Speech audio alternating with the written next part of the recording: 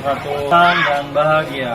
Perkenalkan, saya Muhammad Taufik, calon guru penggerak angkatan 5 dari SMA Negeri 2 Samboja, Kabupaten Kutai Kartanegara, Provinsi Kalimantan Timur. Pada aksi nyata modul 2.2, yaitu pembelajaran sosial emosional, di mana saya akan berbagi dengan rekan sejawat mengenai pembelajaran sosial emosional, 5 kompetensi sosial emosional sampai implementasi di dalam pembelajaran secara eksplisit maupun implisit. Silakan saksikan video berikut ini. Baik Bapak Ibu yang kami hormati, Bapak Kepala Sekolah SMA Negeri 2 Samboja dan Bapak Ibu rekan guru serta pegawai SMA Negeri 2 Samboja, pada hari ini saya sesi berbagi modul 2.2 pada pendidikan guru penggerak, ya, pembelajaran sosial emosional. Saya Muhammad Taufik, calon guru penggerak angkatan 5 Kabupaten Kutai Kartanegara, Provinsi Kalimantan Timur. Baik, kita lanjutkan Bapak Ibu. Nah, di sini ada tentang pembelajaran emosional. Ya, apa sih pembelajaran emosional? Yang pertama adalah kompetensi sosial emosional yang dari 5 KSP-nya. Kemudian lingkungan belajar yang sportif, kemudian meningkatkan sikap diri sendiri, respek dan toleran terhadap orang lain dan lingkungan sekolah. Jadi nanti kita akan mengetahui apa sih 5 kompetensi sosial dan emosional. Lanjut Bapak Ibu. Nah, menurut Ki Dewata, pendidik, nah kita selaku pendidik atau guru di sini adalah penuntun. Jadi tugas kita adalah menuntun, memfasilitasi daripada peserta didik kita itu untuk menumbuhkan kodratnya. Jadi kodratnya sudah ada. Sekarang ini kodrat alam dan kodrat zaman. Kodrat alam artinya Bapak Ibu sesuaikan dengan alam di sekitar kita. Ya, jadi misalnya kita berada di Sungai Merdeka yang alamnya agraris, ya, misalkan pertanian atau segi kesukuan, nah itu juga mempengaruhi alamnya. Kemudian kodrat zaman, nah saat ini kodrat zaman kita adalah teknologi informatika, ya. Nah, jadi kita harus meningkatkan juga kompetensi kita untuk belajar TIK-nya demi keselamatan dan kebahagiaan yang setinggi-tingginya pada peserta didik kita atau pada murid kita. Nah, kemudian PSE atau pembelajaran sosial emosional. Jadi pembelajaran yang bersifat kolaboratif buat seluruh komunitas sekolah. Jadi di sini ada komunitas belajar yang tadi sudah dibuat oleh pihak sekolah. Nah, di situ namanya ada PSE. Kemudian, nah proses kolaborasi ini anak dan orang dewasa. Jadi kenapa sih ada anak dan orang dewasa? Jadi anak itu peserta didik kita, berada di kelas ataupun berada di sekolah. Kemudian orang dewasanya itu adalah kita selaku pendidiknya atau gurunya, ya. Nah, yang akan menerapkan pengetahuan, keterampilan dan sikap positif mengenai 5 aspek. Nah, 5 aspek KSE, kompetensi sosial dan emosional. Apa aja itu kompetensinya? Nah, yang pertama adalah kesadaran diri. Jadi kita harus memahami, sadar terhadap diri kita, bagaimana cara mengelola emosi, ya. Jadi anak-anak juga harus sadar dirinya untuk mengelola emosi, ya. Biasanya kalau kita emosional atau anak lagi emosi, kita nggak bisa langsung emosi juga, ya. Jadi nanti akan bertabrakan. Kemudian setelah mengelola emosi, kemudian manajemen diri atau mengelola diri kita. Setelah emosi kita stabil, maka kita menjadi yang positif. Jadi yang biasanya kita ya Bapak Ibu guru yang sedang dirahmati, yang dihormati. Jadi ketika kita atau ada ketika seseorang emosional, ketika seseorang marah, nah maka emosi negatif yang dikeluarkan.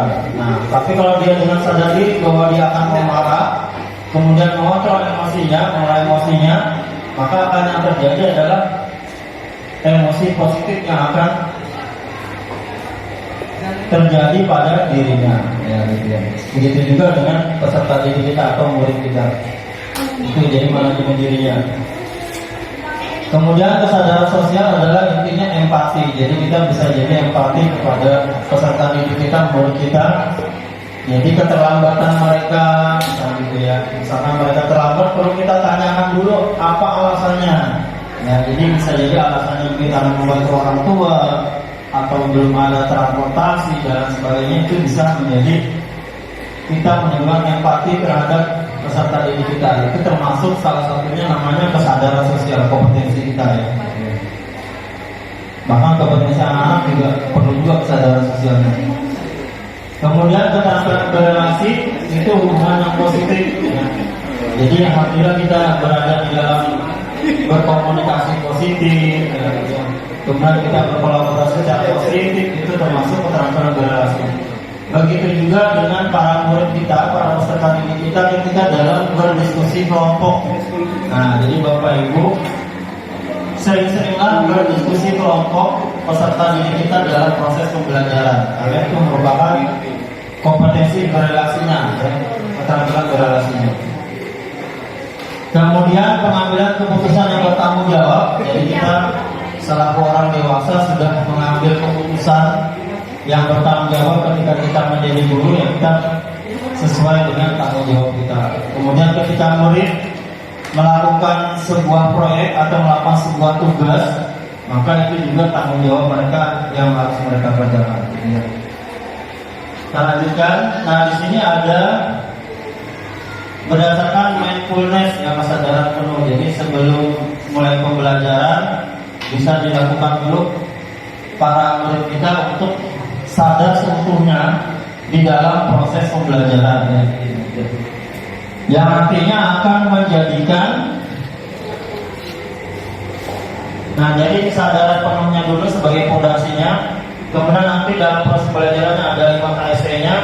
Yang terakhir adalah WPI yang kemarin sering disebutkan oleh narasumber kita ya saat kurikulum merdeka, kesejahteraan psikologis, ya, kesejahteraan psikologis.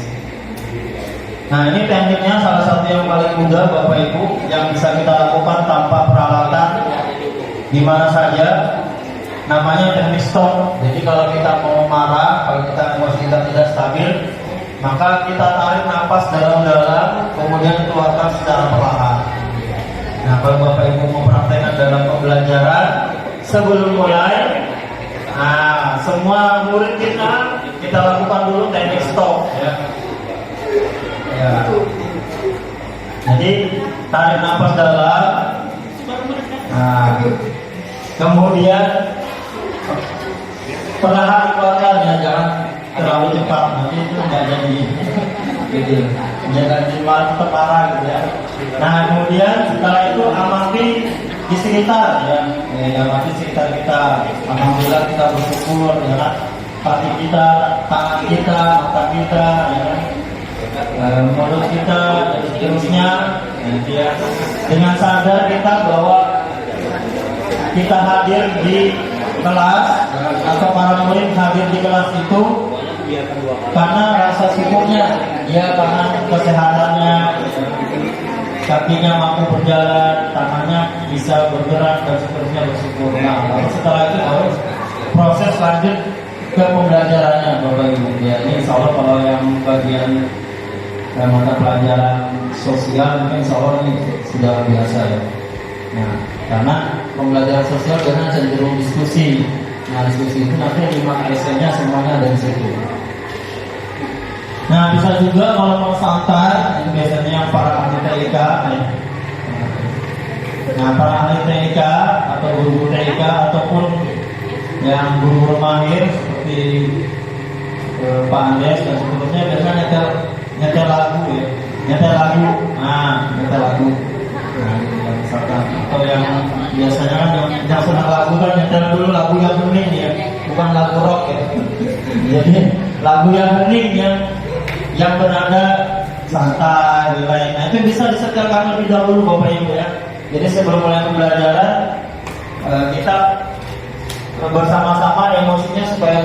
kita lakukan 1 menit atau 2 menit nyetel lagu pembuka. Atau yang suka lagi ngetrend lagunya, nanti bisa disetelkan sekilas ya kan. Yang update lagu pop dan seterusnya gitu ya. Yang penting jangan lagu rock. Lagu rock kan repot kan gitu ya. Malah bukan emosi stabil malah jadi. Nah itu. Atau menuliskan sesuatu Bapak Ibu. Jadi bisa anak-anak menuliskan sesuatu ini biasanya bagus dulu waktu kita belajar diari Bapak Ibu ya.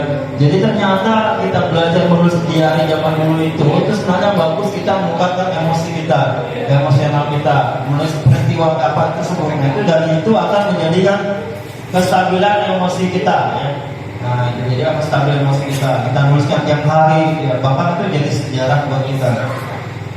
Atau hal yang lain yang disukai Bapak Ibu, hobi kebiasaannya apa ya? Yang suka nyanyi mungkin bisa dibuka dengan menyanyi. Nah, saya kemarin pernah praktekkan ya kan, di kelas 11 IPA 1 saya buka dengan nyanyian ya. Tapi nyanyiannya berkaitan dengan kimia, tapi saya ubah dari lagu satu-satu aku sayang ibu, seperti itu saya ubah menjadi sebuah ikatan. Satu-satu itu primer gitu ya. Satu-satu atau C primer, dua atau C sekunder. Jadi saya mulai dengan itu sampai selesai. Jadi pertama dimulai lagu mereka hafal terus sudah aku sayang ibu dulu. Nah itu kita mulai dulu satu-satu aku sayang ibu dan seterusnya. Baru diubah ke pembelajaran hafal Bapak Ibu masing-masing. Nah kalau sudah oke, kira-kira 5 menit sudah siap. Nah kita mulai dengan pelajaran kita Bapak Ibu.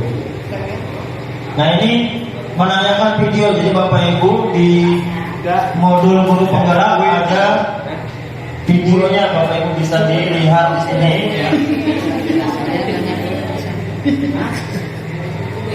Nah di sini Bapak Ibu bisa kita tonton dulu.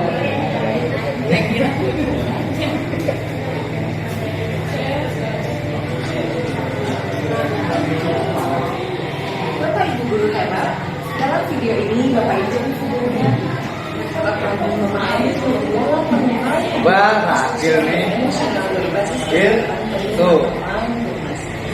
Ada oke kan. Yang mulai kedua. Ini habis dulu. Kita bayar saja. Piramida ini diadaptasi dari Play for Bethany's dalam Hopkins 2017 dengan menerapkan pembelajaran sosial dan emosional berbasis kesadaran penuh secara terhubung, terkoordinasi, kreatif, fokus, dan eksplisit diharapkan dapat mendukung terwujudnya kesejahteraan psikologis atau well-being ekosistem sekolah. Pasti Bapak Ibu penasaran apa maksud dari well-being? Well-being dapat diartikan kondisi nyaman, sehat, bahagia, atau adanya kesejahteraan psikologis atau kesejahteraan Well-being, kesejahteraan psikologis. Bukan sekali-kali, well-being merupakan kondisi seseorang saat dia dapat sikap positif baik terhadap diri sendiri dan orang lain, dapat mengambil keputusan sendiri, mengatur tingkah lakunya, memenuhi kebutuhan diri dengan baik, berusaha mengeksplorasi dan mengembangkan diri demi meraih tujuan hidup, sehingga membuat hidup mereka lebih bermakna.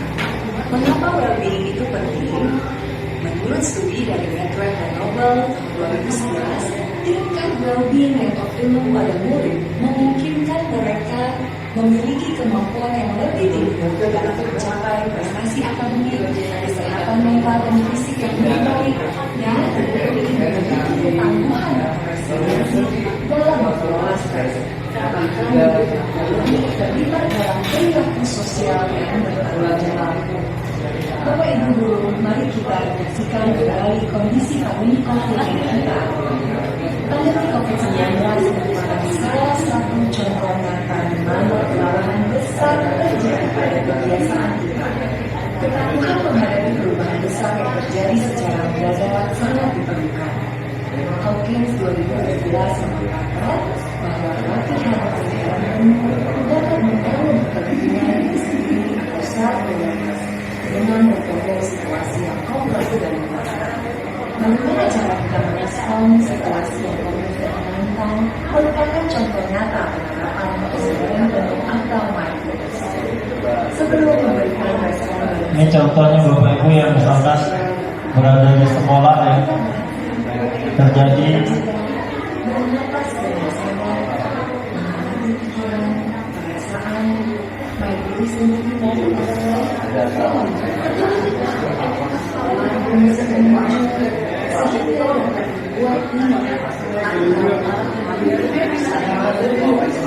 ini teknik stop yang digunakan Bapak Ibu ya. Sosial internasional berbasis kesadaran kelas, misalnya saat ada guru yang bermain semuanya hingga kesempatan bermain. Boleh diperkatakan masa. Ini contohnya di sekolah Bapak Ibu ya. Mempunyai tugas kamu saat menghadapi situasi. Bapak Ibu dapat mengambil sehingga lebih tenang. Mengambil juga kemudian dengan lebih sadar ya.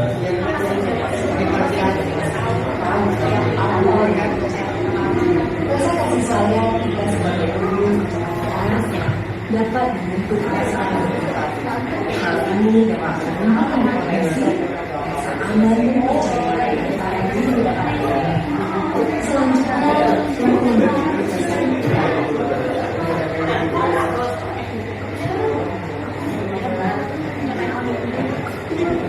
Ya baik Bapak Ibu, kita lanjutkan.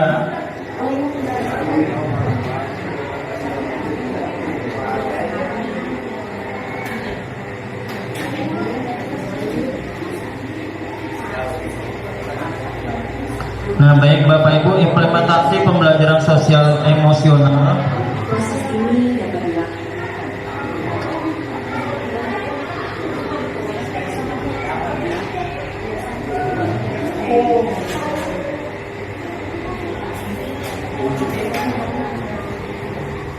Nah Bapak Ibu, implementasi pembelajaran sosial emosional di sekolah bisa juga secara eksplisit. Jadi Bapak Ibu misalkan dari lokal kurikulum kita, nah ingin menambahkan pembelajaran tersendiri selain di mapel. Jadi khusus misalkan di Molok, misalkan motor lokal, atau di BK, ya kan, di Lima Seling. Jadi pengajaran eksplisit ini khusus langsung. Jadi materinya memang materi sosial emosional. Nah, misalkan gitu ya Bapak Ibu ya. Jadi eksplisit. Atau integrasi. Nah ini Bapak Ibu biasanya kita sudah pernah integrasi ini, hanya kita belum tahu. Yang pertama, ketika pada kegiatan pendahuluan. Jadi ketika Bapak Ibu sudah menanyakan apakah mereka siap belajar, berarti itu secara sadar kita menanyakan kepada mereka itu mereka siap belajar. Nah berarti kesadaran dirinya sudah ada. Ya kita siap gitu ya kan ya, itu. Kemudian, nah itu sudah integrasi. Atau ketika kita meminta tagihan, misalkan kita punya tugas pertemuan sebelumnya, mereka itu mengumpulkan dengan baik semua murid di dalam kelas kita, itu mengumpulkan semuanya, berarti dia sudah bagus manajemen dirinya, ya pengelolaan dirinya sudah ngumpul semua. Berarti kalau ada yang belum ngumpul atau belum selesai, berarti manajemen dirinya masih kurang. Itu sudah kita lakukan Bapak Ibu, cuma kita belum mengetahui, termasuk saya juga baru tahu gitu ya. Kemudian pada kegiatan inti ketika Bapak Ibu melakukan diskusi kelompok, nah ini ya, nah ini diskusi kelompok. Kalau dalam IPA mungkin praktek bersama gitu ya. Nah untuk membuat apa secara bersamaan, nah itu namanya adalah kesadaran sosial mereka sudah jalan, mereka berkomunikasi gitu ya, dan keterampilan berelasinya mereka juga jalan. Gitu. Nah itu juga sudah jalan. Kemudian pada kegiatan terakhir, misalkan kita kegiatan penutup, kita menanyakan bahwa bagaimana, apakah mereka sudah belajar dengan baik, nah, apakah mereka sudah paham. Nah, ketika mereka sudah mengetahui bahwa mereka sudah paham dengan cara refleksi tadi, berarti mereka sudah kesadaran diri dan kesadaran manajemennya sudah bagus. Nah, untuk pengambilan keputusan ini berkaitan dengan tugas proyek. Sama Bapak Ibu menyuruh mereka bikin proyek, gitu ya. Misalkan kalau di dalam pembelajaran berdiferensiasi, kalau Bapak Ibu mau diferensiasi produk, ya kan? Misalkan matematika nih, matematika mau buat seperti kemarin itu Bu Nur Handayani bikin, ya kan? Nah, itu diferensiasi produknya bisa jadi yang pertama dengan karya hasil jadinya, ya, seperti kemarin Bu Nur Handayani membuat itu ada balok dan seterusnya. Atau karya lainnya mereka buat video, jadi produknya bisa beda-beda. Produknya sudah jadi atau mereka buat video cara membuatnya, itu yang dikumpulkan. Atau membuat ilustrasi dalam bentuk gambar, nah, bisa juga seperti itu juga bisa. Ya. Jadi diferensiasi produk itu kita menawarkan kepada mereka untuk produk apa yang mereka mau, gitu ya. Produk apa yang mereka mau, bisa berbentuk gambar, bisa berbentuk hasil jadinya atau bentuk videonya. Nah, itu salah satu mereka akan mengambil keputusan. Jadi 5 KSC-nya nanti akan tercapai. Jadi dari kesadaran dirinya yang pertama di awal, ya kan, kemudian manajemen dirinya, kesadaran sosialnya saat berdiskusi dan keterampilan berrelasinya mereka juga, kemudian yang terakhir mengambil keputusan bertanggung jawab. Kemudian penciptaan iklim kelas dan budaya sekolah. Nah, ini ketika kita sudah membuat seperti ini dan kita semua belajar menjadi membuat pembelajaran kita itu sosial emosionalnya sudah terbentuk, berarti nanti akan terbentuk iklim kelas dan budaya sekolah yang positif. Yang terakhir adalah penguatan kompetensi sosial emosional pendidikan dan pendidikan PTK di sekolah. Nah, ini adalah bisa dilakukan melalui guru bimbingan konseling kita sesekali bisa berbagi tentang bagaimana melanjutkan sosial emosionalnya di sekolah kita, misalkan dengan program apa gitu ya, atau peningkatan terhadap PTK di sekolahnya, pemaparan materinya dan sebagainya. Nah, ini penguatannya secara yang sudah garis besarnya adalah pertama belajar. Nah, pada sesi kali ini kita termasuk belajar Bapak Ibu ya, karena saya yang berbagi, kita sama-sama belajar, kita posisi masih belajar di sini. Nah, nanti ketika sudah belajar ini saat ini, kita nanti bisa berkolaborasi. Nah, misalkan mengadakan suatu kegiatan, gitu ya.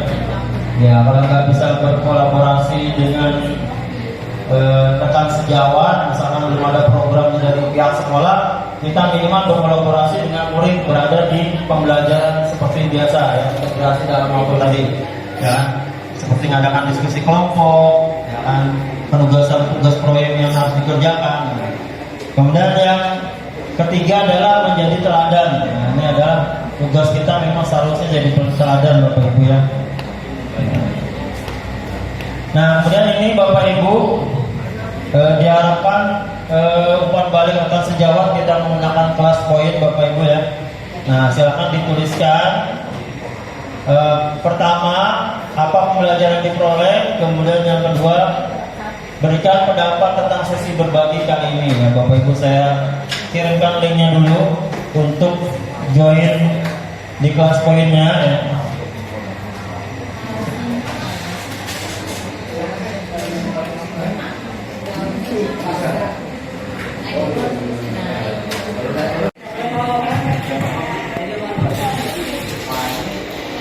Assalamualaikum warahmatullahi wabarakatuh. Selamat pagi. Perkenalkan, saya Nur Resmi.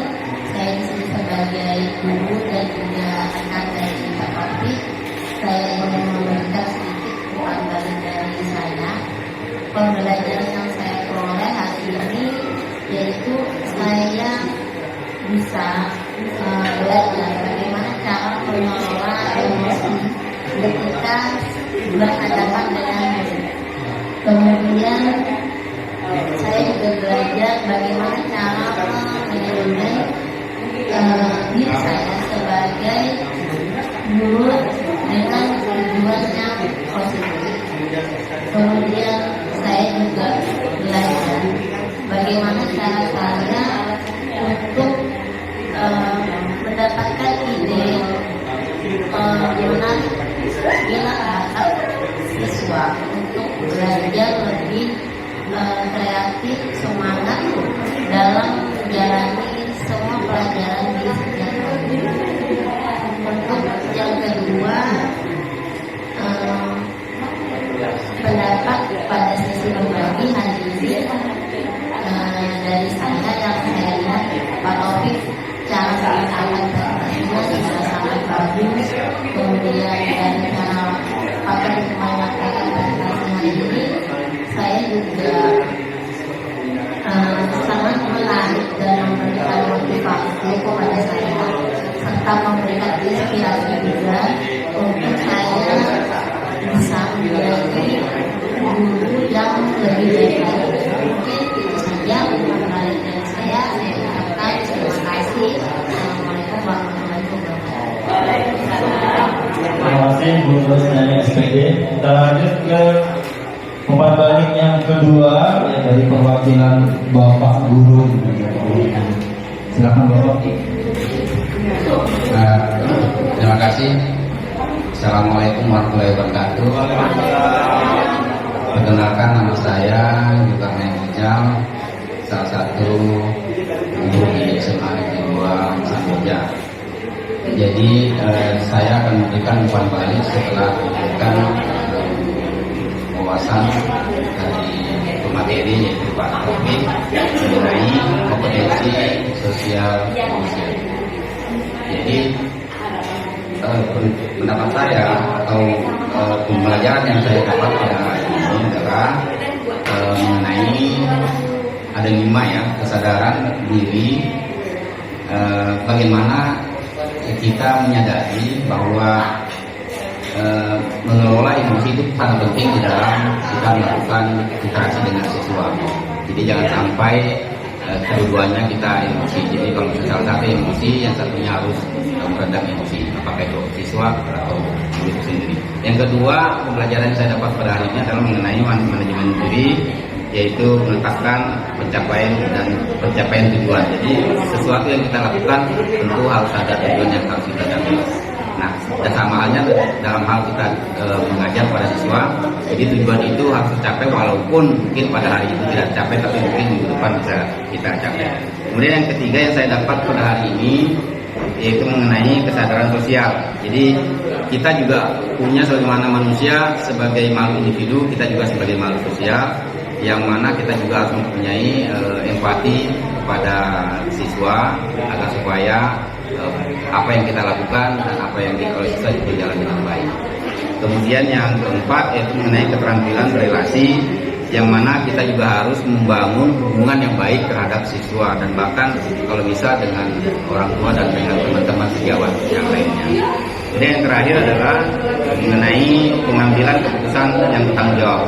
Sebagai guru tentunya kita juga apapun yang kita putuskan, apapun yang kita lakukan, baik itu baik atau tidak baik, tetap kita harus bertanggung karena itu yang keluar dari mulut kita. Jadi kita harus pertahankan itu. Jadi agar supaya kita tidak menjadi semacam anak kecil di depan siswa itu sendiri.